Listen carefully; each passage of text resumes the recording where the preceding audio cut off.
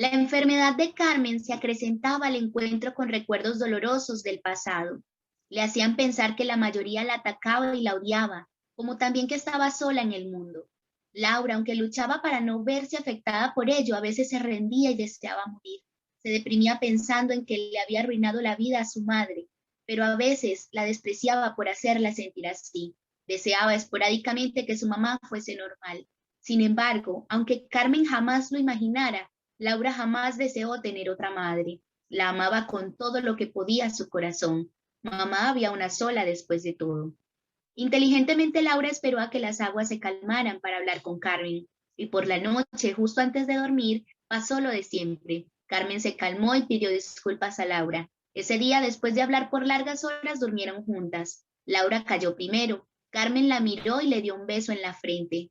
Te amo, hija, más que a nadie en el mundo, le dijo en un susurro que Laura no escuchó por estar soñando con Cristian y Eliana.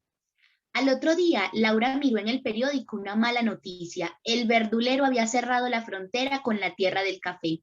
¡No! Gritó al leerla. ¿Qué pasa, hija?, preguntó Carmen. El verdulero la caga de nuevo, eso pasa. ¿Qué error léxico dijo esta vez?, dijo riendo. No es eso, cerró la frontera. Mi viaje es en 3 días. ¿Cómo voy a hacer? ¿No me dijiste anoche que Cristian había comprado boletos de avión? Sí, pero no para salir desde aquí, sino desde allá, lo cual es algo muy bueno porque me ahorraré las 16 horas de camino hasta la ciudad de la eterna primavera. Déjame ver, dijo y tomó el periódico. ¿Por qué la cerró? Según él, ese país está estafando el nuestro. Dice que hay mucho contrabando de alimentos, de gasolina y bla, bla, bla. ¡Qué absurdo! No tanto. Mamá, el difunto jamás debió iniciar con la expropiación de tantas empresas ni con tantas regulaciones al comercio y las divisas. Eso fue lo que verdaderamente causó toda esta escasez de productos. ¿Y no te parece curioso que no haya azúcar, pero sí cerveza? Que no haya leche, pero sí yogur. Por Dios, Laura, aquí hay acaparamiento. Para la cerveza y el yogur no existen regulaciones de precio, por eso las empresas no tienen problema en producirlos. En cambio, si fabrican un producto que tienen que vender por un precio que causa pérdida, ¿cómo se van a arriesgar a producir si el resultado es obviamente negativo? Laura, deberías leer para aprender. A las empresas privadas no les conviene un gobierno socialista, porque aquí hay bienestar para todos, no para unos sí y otros no. Capitalismo, en donde se ven más favorecidos los empresarios que nosotros, el pueblo. Por tal razón, aseñarán, perdón, aseñarán lo que sea para que el gobierno caiga, no importa si el medio es hacer aguantar hambre a la gente. Ambas creían un poco en las razones de la otra, pero como jamás lo aceptarían, decidieron cambiar de tema para no pelear. La crisis había aumentado desde la muerte de Eliana. La escasez de productos ya llegaba a un 80%. Ya no solo faltaban pañales, leche, papel higiénico, jabón y azúcar, sino también champús, acondicionadores, afeitadoras, harina de maíz, harina de trigo, cremas dentales, acetonas, aceite, café, cera para pisos, detergente para lavar ropa, cloro, desodorantes, sardinas enlatadas, atún enlatado, espagueti, mayonesa, arroz, salsa de tomate, lavaplatos, compotas, toallas sanitarias, suavizantes, gel fijador, insecticidas, toallines y servilletas. Y la cosa era peor. También escaseaban medicinas como el Atamel, aspirinas, anticonceptivos, Trental, Tansulón, Tansulosina, Eprox, Ecotex, Urimax, Clopridogel, y otros insumos útiles como guantes e inyectadoras. Hacían falta hasta los condones, aquello era verdaderamente el caos y por ello había surgido el hormigueo. El hormigueo fue el nombre que le dio el gobierno a la actividad ilegal de revender los productos básicos que no se hallaban fácilmente en las tiendas. La rentabilidad de la mercancía superaba el 200%. Al comerciante que ejercía el hormigueo se le llamaba hormiguero. El diputado que se reconocía como el diablo los había sentenciado como los culpables de la escasez actual, olvidando por completo que ellos habían surgido por la crisis y no la crisis por ellos. La actividad era tan lucrosa y popular que hasta narcotraficantes abandonaban el tráfico de drogas para inmiscuirse en la reventa de productos básicos. Los oficiales del verdulero que sorprendían a los hormigueros eran callados a cambio de algunos productos básicos, mientras que los otros oficiales que no eran corruptos o no tenían tanta necesidad los entregaban a la ley y estos eran condenados de 3 a 5 años de cárcel por las leyes de regulaciones de precios. En esos momentos valía más atrapar a un hormiguero que a un vulgar ladrón. La crisis también había afectado a las escuelas y a los hospitales. Mientras el gobierno regalaba tablets y laptops ensambladas por chinos a los estudiantes, a ellos les hacía falta el dinero para comprar uniformes dignos. Eran muchas las escuelas donde los niños tenían que irse en chanclas a estudiar y con camisas amarillas que pretendían ser blancas. El verdulero también había sustituido mucho de los libros de historia y había mandado a forrar las escuelas con la ideología izquierdista. Ahora no era solamente Bolívar el protagonista de la historia, sino también el difunto militar. En las universidades y escuelas del gobierno enseñaban más a querer al militar que a pensar, pero igualmente los resultados no iban siendo positivos para el verdulero, porque el hambre, la enfermedad y la delincuencia seguían atacando su reputación y la del difunto. En el sector de la salud, el desabastecimiento de medicinas era colosal, pero según el verdulero todo se trataba de la burguesía parasitaria que había creado una guerra económica desestabilizadora. El gobierno se negaba a aceptar la culpa y creaba fantasmas con los cuales combatir. Jamás tomaba una iniciativa para reabastecer o dar solución a la crisis. Las órdenes eran vigilar las fábricas de papel higiénico y no consolidar un sistema cambiario que mejorara la economía.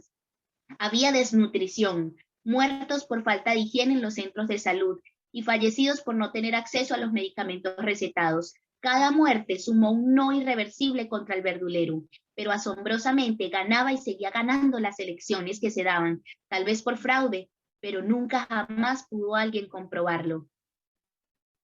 Sumado a todos los problemas, el silencio, tasas de mortalidad infantil o tasas de embarazos precoces, no daba nada en realidad. Las noticias y los medios mostraban al verdulero bailando tambor y decir que dormía como un bebé, mientras en las calles jóvenes morían acribillados en protestas de paz y de auxilio. Chicos y chicas salían a cantar el himno nacional con esperanza de ser oídos. Músicos tocaban canciones que gritaban patria y madres exigían la libertad de sus hijos presos por salir a protestar.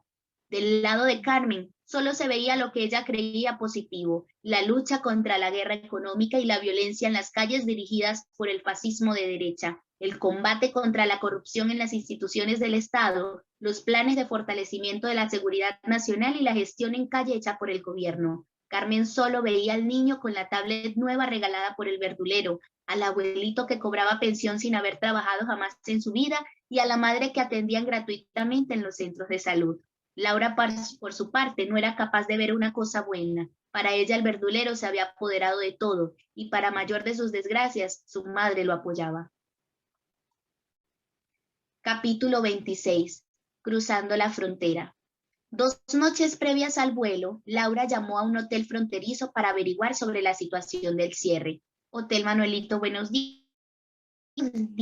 ¿Tienen habitación individual disponible para el día de mañana?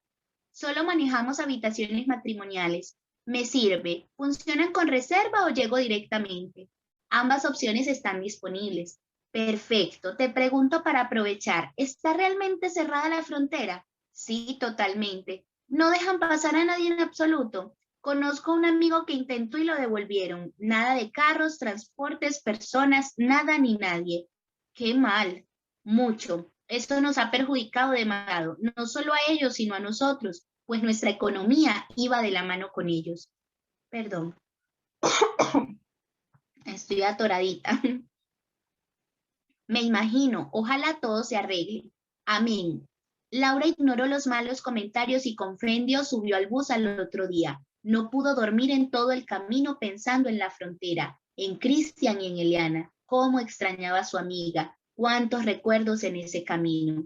Cuando llegó a la frontera ya era de noche, por lo que se encaminó al Hotel Manuelito, que quedaba a tan solo 2 cuadras del Departamento de Migración, donde se llaman los pasaportes. Planeaba pasar la noche allí, madrugar y arriesgarse contra la barrera de los guardias que cubrían la frontera. Laura andaba con poco dinero, por lo que hizo ahorros en cuanto a lo que más pudo. Cuando llegó a la habitación miró el televisor, que tenía más o menos la edad de su madre. Se bañó con agua helada y salió para buscar una panadería cercana. Al hacerlo se topó con una mujer de exuberante pecho, un chico de camisa y conversando, perdón, Me salté algo. Al hacerlo, se topó con una mujer de exuberante pecho en la entrada del hotel, conversando con un motociclista y un chico de camisa negra. Laura saludó y preguntó por una tienda cercana, algo en donde pudiese comer. Es muy tarde para que una niña como tú salga por ahí, dijo la pechugona. ¿Es peligroso por aquí?, preguntó Laura. Por todas partes, niña, respondió el motociclista. Cristian, dale un pedazo de pizza a la niña, dijo la pechugona dirigiéndose al chico de la camisa negra. ¿Te llamas Cristian?, preguntó Laura sonriendo. Sí, ¿por qué?, respondió el Cristian de camisa negra. Mi novio también, dijo Laura recibiendo la pizza. Los Cristian somos malos, ten cuidado, dijo y se rió. No le pares bolas, ve a la nevera de la recepción y toma una gaseosa, yo te invito, agregó el motociclista. Al escucharle decir gaseosa y no refresco, Laura notó que eran del país vecino. ¿Cómo hicieron para cruzar la frontera?, preguntó y mordió la pizza. Hay muchas trochas, solo pagas una buena suma y te pasan sin problemas. Lo duro es pasar luego a otras ciudades, pues como está cerrada la oficina de migración no hemos podido sellar pasaportes. Entonces estamos atrapados aquí, respondió la pechugona. Ustedes que quieren entrar y yo que quiero salir, ¿por qué quieren estar aquí? Mi papá fue operado en uno de los centros de salud del gobierno, quiero ir a verlo, dijo la pechugona. Cristian y yo solo vamos de parranda, tenemos un par de amiguitas que nos esperan en la capital, dijo el motociclista. Laura pasó el rato con la pechugona, el motociclista y el Cristian de camisa negra. Agradeció por la cena y se fue a dormir, pero concilió el sueño muy tarde. Al otro día, sin haber salido el sol, Laura se levantó y se fue caminando hasta la frontera. Aquello parecía un campo de guerra. Había oficiales del verdulero por todas partes y una fila de por lo menos 30 personas que esperaban poder cruzar. El vuelo salía a las 10 de la noche. Laura tenía menos de 17 horas para estar en el aeropuerto. Con esperanza se acercó a la fila de gente y preguntó, ¿a quiénes dejan pasar? A lo que le respondieron, estudiantes y enfermos, no más. Desilusionada se encaminó hacia un guardia de chaleco con detalles naranjas. Hola, disculpe, ¿a los turistas no nos dejarán pasar? Ni siquiera sé si a estos viejos enfermos los van a dejar pasar, niña. La orden es que nadie cruce. Al escucharlo hablar, Laura quiso llorar, pero sabía que esos detalles naranjas lo hacían un subalterno sin poder alguno, así que decidió hablar con otro oficial de chaleco verde militar completo. Buen día, ¿puede ayudarme? Depende, ¿qué necesita? Cruzar la frontera, por favor, ayúdeme. El guardia se apartó un poco de los demás, hizo señas para que Laura se acercara y los siguió. Por 10.000 la paso, dijo sin mirarla.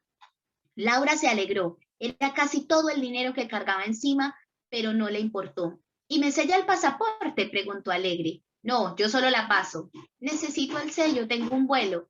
Entonces buena suerte, dijo el guardia y se apartó de ella. Laura quedó perpleja, y más aún cuando vio una escena extremadamente triste. Por favor, se lo suplico, mi hijo, gritaba una mujer arrodillada ante el oficial del chaleco de detalles naranjas. ¿Qué pasa?, preguntó Laura a alguien en la fila. No la dejan pasar por no ser estudiante o enferma, y su hijo quedó del otro lado.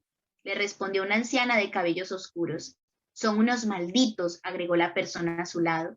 Laura miró a su alrededor, las casas de cambio clausuradas, ningún carro particular a la vista, las tiendas cerradas, los guardias por todas partes. Aquello parecía un apocalipsis, era un país triste. La miseria la hizo llorar. Pagó una llamada y le marcó a Cristian para darle las malas noticias, pero él, ocupado en clase, no atendió el número desconocido y Laura decidió regresar al Hotel Manuelito. Nena, nos sellaron los pasaportes, gritaba la pechugona de la noche anterior. ¿En serio?, preguntó Laura secando la lluvia de su rostro. Sí, corre, vi a unos que iban a salir sellando también. Laura fue hasta el departamento de migración. Efectivamente se había dado apertura al sellado de pasaportes. Un anciano enano y barrigón dijo, por la derecha los que entran y por la izquierda los que salen. Recuerden que los que van a salir deben presentar boletos de avión de ida y regreso. Solo esa es la condición. Laura se maravilló al escuchar aquello. ¿Y los que queremos viajar por tierra?, preguntó otra persona. Esos se joden, solo los que tengan boletos de avión podrán salir, respondió el barrigón. Era triste. En el casi socialismo de su país, los que tenían plata tenían más beneficios, al igual que en el capitalismo de cualquier otro lugar. Gracias a Cristian y a su detalle, Laura podía sellar su pasaporte. Rápido fue hasta el cibercafé más cercano e imprimió los boletos de avión. Regresó a la oficina de migración e hizo la fila por 3 horas, pero lo consiguió. Le sellaron la salida del país. Se devolvió al Hotel Manuelito, se despidió de la pechugona y se encaminó hasta la frontera arrastrando las 2 maletas y su pasaporte sellado. Casi llegando, una rueda se desprendió de una de las maletas y la dejó cojeando, pero Laura hizo caso omiso al accidente y siguió. Estando allí notó que ahora la fila para salir no era de 30, sino como de unas 100 personas. Llegó a las 10 de la mañana y logró cruzar a las 3 de la tarde. Cuando pasó por el oficial de los detalles naranjas, Laura sonrió presumiendo el momento, pero el guardia no hizo más que alegrarse por ella, pues al final, él como muchos otros, solo estaban cumpliendo órdenes que lo tenían agotado y apartado de su familia. Cuando cruzó la frontera agradeció a Dios y a la Virgen. Ahora el reto era pasar por el departamento de migración del vecino país, pero no fue muy difícil. De hecho, fue tan sencillo como la vez en compañía de Eliana y el policía. Sin papeles de más ni dinero de por medio, solo dieron la bienvenida a Laura estampándole en el pasaporte el sello de entrada.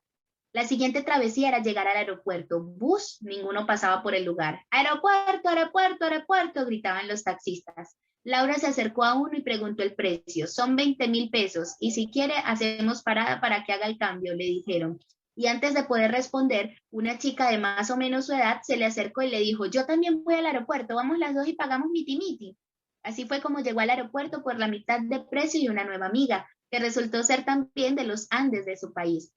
A 20 para las 4 ya Laura había hecho check-in y Verónica, su paisana, también. Verónica era un año mayor que Laura. Ella iría a la capital no de visita, sino a quedarse para siempre. ¿Tienes familia allá? Nada, respondió Verónica. ¿Cómo harás? Ni idea, pero no soporto ya la situación. ¿Y tu familia qué opina? Preguntó Laura. Mi familia está loca, apoya al gobierno. La mía también. O sea que tú también estás con ellos. Para nada, soy la oveja negra. También yo, dijo Verónica y rieron.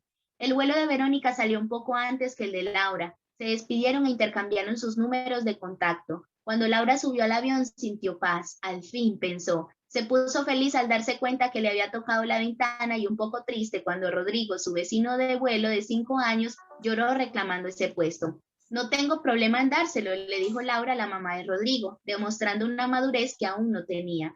Le tocó irse en la punta para que la mamá se fuese en medio y vigilara bien al niño, pero no le fue tan mal. Tomó el juguito que siempre daban, el juguito que siempre daban y le regalaron audífonos como en el bus con Liliana. Yo no retorno, allá está el papá de Rodrigo. ¿Y usted tiene familia allá? Ojalá. Mi única familia es Rodrigo.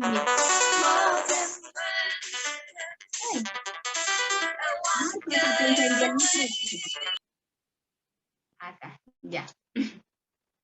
Ojalá, mi única familia serán Rodrigo y mi esposo. Esto me duele mucho, pero tengo que darle de comer a mi hijo. ¿Ya ha estado allá antes? Sí, sé que es muy bonito y la gente también. Entonces se va feliz. Para nada. Podría ser el mejor país del mundo, la mejor ciudad de todas, con la comida más deliciosa y todos los lujos habidos y por haber. Pero al final uno es feliz en donde están los suyos, su gente, los amigos y la familia. Eso es lo que me hace llorar al pensar que me voy para no volver. La entiendo mucho, le dijo Laura colocándole la mano en el hombro en gesto de consuelo ante la tristeza del comentario. El vuelo pasó rápido a pesar de no estar en la ventana. Laura descendió y siguió al resto de la tripulación. Nerviosa, llegó al lugar donde debía recoger su maleta buena y su maleta coja, y cuando lo hizo, miró desde lejos a Cristian con una sonrisa de oreja a oreja, sosteniendo un papel que decía, bienvenida a mi capitalista. Y vamos con el último capítulo de la noche, capítulo 27, Cristian el Romeo. Este capítulo es narrado por Cristian. Cuando la vi bajar, sentí una rotunda alegría. Eran ya más de 6 meses sin verla y ni en el peor de sus momentos había podido acompañarla. Dicho momento no solo la había afectado a ella, también a mí, aunque nadie lo supiera. Eliana me había parecido tan inocente como el canto mañanero de pájaros madrugadores. Era una amiga, según lo que percibí, fiel como el perro que alimentas a diario, solo que a ella no necesitabas darle algo a cambio de su lealtad. Además de sus grandes virtudes como persona, tenía también un atractivo fascinante. Era de esas morenas que a donde llegaba robaba miradas. Cuando Laura me contó haber descubierto que Eliana era lesbiana, mi sorpresa fue grande. Creo que de haberla conocido antes me hubiese confiado su secreto. Pienso en ello y me da un gran pesar imaginar lo duro que debió ser para ella ocultar aquello. Es tan deprimente que todavía la gente sea condenada por ser diferente y que aún existan personas como Laura, que la única manera de hacerles abrir la mente es que vivan una situación tan tétrica como la muerte de su mejor amiga, la linda morena que en paz descanse. Curioso es que me queje de la existencia de personas como Laura y sea ella precisamente la razón de mis desvelos. He cometido fraude académico a cambio de tenerla aquí conmigo, pues hice muchos trabajos a varios compañeros de la universidad por dinero, lo que me permitió ahorrar para traer a mi capitalista. Se han quedado mirando la luna cuando se aparece de día. Si lo hacen fijamente estando a solas, notarán que a pesar del bullicio de los carros y la gente, si es que estos forman parte del momento, sentirán calma en sus almas y nada conseguirá perturbar la belleza del astro redondo. Así tal cual me vislumbra la presencia de Laura. Siento paz a pesar del ruido de los problemas y amor en un mundo lleno de desgracias. ¿Cuáles problemas y desgracias? El problema del desempleo de mi padre y la desgracia que atraviesa el país de Laura. Sé que parece estúpido de mi parte haber cometido fraude académico para solo traer a la chica que me gusta visitarme, en vez de contribuir en mi casa. Y verdaderamente lo es. He sido un imbécil, no tengo excusa para ello. Pero que lo diga el mismo Shakespeare, por amor se hacen tonterías. ¿Habrá cometido alguna el autor de Romeo y Julieta? ¿De dónde habrá cogido tal inspiración? Me lo pregunto porque siento que de a poco me estoy volviendo loco. Siento que como Romeo soy capaz de morir por ella. Y lo sé porque he fumado marihuana por Laura. Ella nunca me preguntó el porqué de mi repugnancia absoluta a las drogas. Y como le dije a Andrea el día que se lo conté, la historia aún me hace llorar. Mi primo Andrés, mi favorito por cierto, murió por una mezcla letal de alcohol y cocaína. Sé que yo no era su primo favorito, lo sé porque era Gustavo, mi hermano mayor. Mi tía Ana, la madre de Andrés, hizo todo lo posible por sacarlo del mundo asqueroso de las drogas y tampoco se le puede atribuir la culpa de una mala crianza o de ser una madre desobligada. Al contrario, era toda una Blancanieves cuidándolo y dándole cantaletas cuando así lo requería. Desde que tengo uso de razón, recuerdo que en cada día de mi cumpleaños, Andrés me invitaba a comer y me daba algún obsequio. A mis 11, mi último cumpleaños con él, no pudo darme regalo por falta de dinero y estaba muy apenado conmigo. Él todavía no se había dado cuenta que yo era feliz solo con el hecho de estar en su compañía. Los niños siempre tenemos héroes y él, sin capa ni superpoderes, era el mío. ¿Qué se iba a imaginar un niño de 11 que su héroe moriría tan rápido? Como la mayoría, Andrés inició con la marihuana y para desgracia de la familia, Gustavo lo acompañó. Aún no sabemos si Andrés invitó a Gustavo o Gustavo a Andrés, pero si fue la segunda opción, mi hermano debe cargar una culpa más grande que la de Laura con respecto a Eliana. Cuando Andrés murió, mi familia se desestabilizó. No solo había perdido a mi héroe, sino también a mi hermano, que al poco tiempo confesó estar también inmiscuido en el mundo letal de las drogas, pidiendo ayuda para salir de él, porque ni con la mayor de sus voluntades había podido hacerlo solo, y temía acabar como Andrés. Ante esto, mi padre lo envió a España con su madre y sufrí mucho. Gustavo y yo somos solo medio hermanos, pero lo amo como si hubiésemos compartido el mismo vientre para llegar a este mundo. A los 3 meses encontraron a la tía Ana ahorcada en su casa. Lo hizo queriendo encontrarse con Andrés según la nota que dejó. Aquello terminó de aniquilar emocionalmente a papá, quien además de haber perdido a su sobrino y haber sido alejado de su primogénito, también había perdido a su única y amada hermana mayor. Comprenderán entonces por tal tragedia que experimentó mi familia a causa de las malditas drogas, la locura que hice por amor a Laura. Yo sé que fue estúpido y nada sano, y aún así no me arrepiento de haberlo hecho. En el aeropuerto ella mostró esa linda sonrisa desteñida al leer el cartel que sostenía en mis manos y se acercó a mí apresuradamente con su maleta coja y su maleta buena. Mis brazos la recibieron con el amor más sincero que podía ofrecerle y la besé profundamente. Juro que sentí haber volado en ese instante mágico. Y es que sin duda alguna, los mejores y más tristes besos de mi vida los di en un aeropuerto o en un terminal de transportes. De camino a casa, me contó el incidente de Andrea y sus sospechas sobre que ella aún sentía algo por mí. Es indudable que las mujeres son poseedoras de ese sexto sentido del que hablan tantos. No sé por qué muchas deciden ignorarlo o creerse locas por ello. Si yo fuese mujer, lo aprovecharía. Efectivamente, como lo sospechaba Laura, Andrea sí seguía sintiendo algo por mí. Me lo había confesado días después de habernos cruzado en la Plaza de las Gordas, cuando Eliana aún vivía. Sin importarle Ricardo, su novio, descaradamente me había dicho que yo siempre sería el amor de su vida y que aún teníamos la oportunidad de recuperar lo que alguna vez fuimos. Yo comprendí a medida que hablaba que Andrea ya no me quería, simplemente ante el miedo de vivir otro fracaso amoroso, se había olvidado de todos mis errores y me había mitificado como persona. creando de mí el hombre ideal que por supuesto no soy. Para no alarmar a Laura ni alborotar sus pensamientos, no le conté de mi encuentro con Andrea y mucho menos del beso sin sabor que ella me plantó ese día antes de confesarle que estaba enamorado de su media hermana.